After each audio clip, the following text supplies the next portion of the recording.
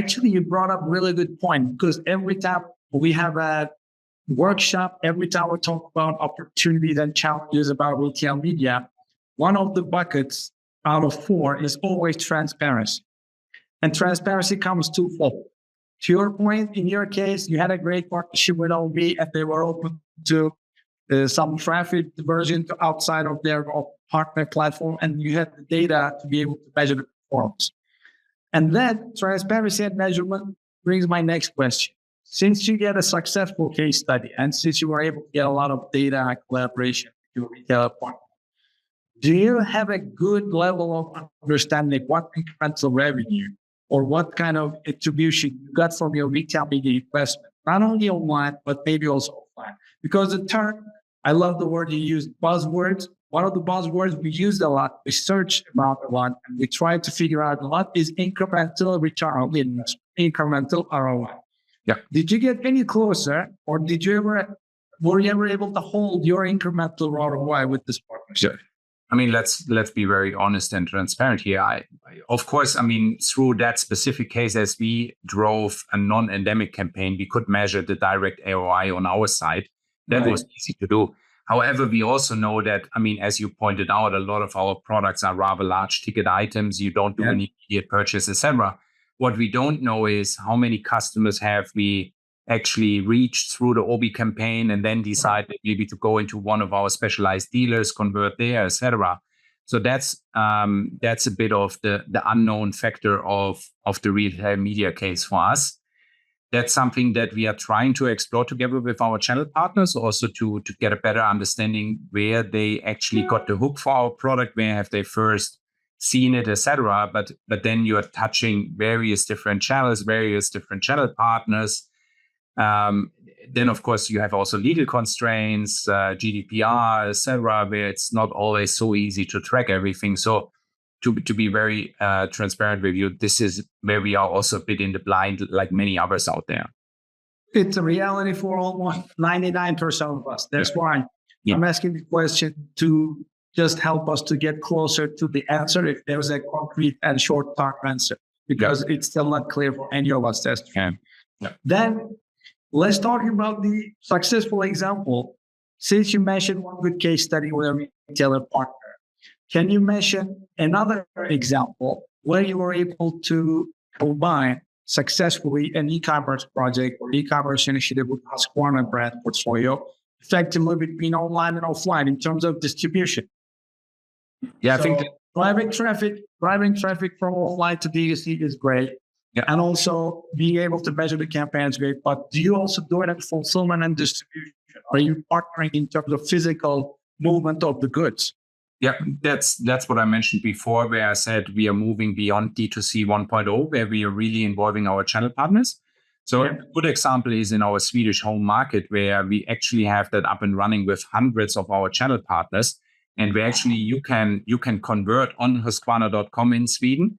And then the physical transaction happens at our localized dealers. So you walk up into a store, you purchase online and then walk into a store in Stockholm to pick up your goods, etc. And that's really where we have hundreds, thousands of positive cases where both our end customers are happy with the experience that we provided at the end of the day, really giving them that premium experience, that almost like this red carpet experience that you want to have if you buy such a large ticket item, but also where our channel partners have seen how we internally say or call it sometimes 1 + 1 = 3, where our D2C activities pays off for them as well, right? Because at first glance, they are maybe a bit more skeptical, like, you're just competing with me and you're trying to get sales away from me.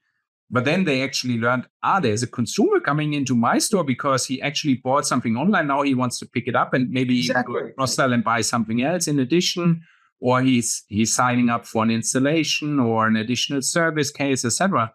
So we have many of our channel partners across, and we are doing that since many years across Europe. Sweden is the market where we currently really accelerated, especially this year, but we also had great cases in France and in Germany in the past, where a lot of our channel partners confessed at first glance, maybe a bit skeptical about it. But then once they experience that this can actually help them in driving revenue, then they start understanding that this is actually a concept where both sides can win. And ultimately, not just both sides, not just us and the channel partner, but also the consumer ultimately. And that is what we should all be focusing on. Exactly, because this is not playing to their new to the brand, new to the category KPI, and hopefully they will try bring some new customers. Yep. Okay, so this opened up another question on my mind. This is a little bit off the cuff. Imagine we're running a workshop next year in Barcelona, Shop Talk Europe, and I ask you to share 3-4 key practices or best learnings about how a CPG brand like yours, Husqvarna, managing their relationship with their retailer partners to grow the D2C channel. You mentioned already one. Okay, you're collaborating with them to bring new customers to the physical store. But if in a workshop format, if you were running a recommendation for the audience, what would be the 3 bullet points recommendation to manage this retailer relationship from D2C? So, breaking it down to 3 points, I think the first one is, as we mentioned before, start with the customer first. Start thinking about what is in for the customer. And if you don't find a common ground where you can provide value, both the channel partner as well as yourself to the customer, it's maybe not a good endeavor. It's maybe not a good route to take. So that would be the first one. Then being transparent and openly sharing that with your channel partner, I would say that's always crucial. So that would be the first 2 ones that are coming to mind. A third one, I think what I learned also coming back to my retail experience, what a lot of brands basically at the time, it was interesting because when we started in the early 2000s, D2C and or e-com on the stationery business, also there at that time, some of the stationery brands started their own e-com activities and was like, we don't know if the retail partners are appreciating that.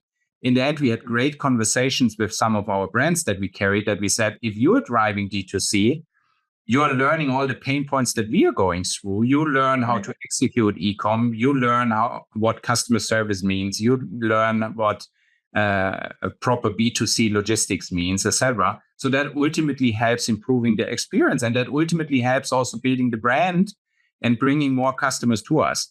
So it's really about, that's maybe the third point. It's about joint success. How can we build joint success cases? Then how do you see the current relationship between the retailers and the Husqvarna or any other do-it-yourself gardening brands moving forward in the light of digital commerce growth, online revenue share growth, and the overall revenue pie? And what steps are you taking to prepare for the future you see? Where you see the destination is going, and what preparations are you making to get to the destination before the competition? Yeah. I mean, very clearly in our industry, e-com is still at an early stage and will continue to accelerate. If you take DIY in the wider sense, of course, some categories will always lag behind, like building material and so on. You will probably not order that kind of stuff massively online anytime soon. But then take a robotic lawnmower or take a trimmer or something like that. That's a much more e-com friendly product category that can and will continue to rise online. And I think the way how we see it is really, it's all about the journey. It's all about how can we jointly be successful. And we appreciate working together with channel partners because it's not one way or the other. It's definitely an omni-channel world in which we are, in which I think some brands that I speak to still believe like D2C is maybe the only channel that they should play, or retail is the only channel that they should play in. It's about how do you build an omni-channel experience, because at the end of the day, we as consumers are complex human beings, right? We want to buy one day physically, or one day we want to buy online, etc. And we need to cater all of these different needs. So I welcome all the conversations with our channel partners about finding joint synergies where it makes sense to team up. And I think that's the fun part of the business. I mean, who knows what's coming next? I mean, TikTok is big with e-com these days. Is social commerce now finally coming? Is that a big breakthrough? How is retail media further developing? We have seen so many trends over the years. But still, it's a people business. It's about how can we jointly build something up. It is always people business. And by the way, I was planning to ask you this earlier, but now I think it's a good point to ask this. How big is your current team? How many people are on your team? So we try to keep a very lean team, like many manufacturers have when it comes to e-com, I would say. Of course, we have a lot of cross-divisional and group-wide functions that are supporting us. We don't have a dedicated operations team because that's done by our general operations team. We don't have a dedicated finance team because that's handled within finance. So the core team that belongs to me and directly works on day-to-day e-com activities is roughly 20 people, with which we scale it. So it's a rather small team, but then we are trying to build up synergies with the local markets, because that's also a big learning that I had when it comes to D2C on the brand side. You don't want to build up another silo where e-com or D2C is just driven in a silo organization, because you have large country organizations, right? We have since decades a strong country organization in Germany or in the Netherlands. You want to leverage these people. You want to involve them. You want to ultimately upskill them, build up the capabilities locally, so that one day they can drive e-com, because that's very clear. I mean, where we are heading, as we said before, it's an omni-channel world. So e-com needs to be part of their daily operations. So we try to keep the team also very lean, and rather than, once we have reached a certain scale, hand it back into the local organization and upskill them so that they can operate it. And how do you keep it fun and motivated in your team? How do you keep people on the team going and pushing the engine, having thought and satisfied about their roles, about their daily job? Yeah. Of course, that's always important. We like using an analogy internally, and we translated that one. That's a bit of an inside story that I think we haven't shared publicly that much. So we use an analogy in the team where we said e-com is for us like the journey to Mars, and it's like landing on Mars. So we translated that very visually for the team, and the whole team knows. Basically, we divided that up until 2027 into various different chapters. When we are leaving Earth, when we are leaving the gravity of Earth, and the gravity is maybe the channel conflict and things like that. That's cool. What it means for us, and that makes it a bit fun and visual and relatable for people. And we just had a meeting the other week in Sweden where we came together as a team and celebrated a bit the successful part of the journey. And we can see Mars already. But you don't share it publicly, so there's no URL. We can see that. No. That's more of an inside story. That'll be interesting. All right, then let's take your crystal ball out from its drawer. And what is the biggest change? What is the most impactful change you see or you predict in the digital workforce?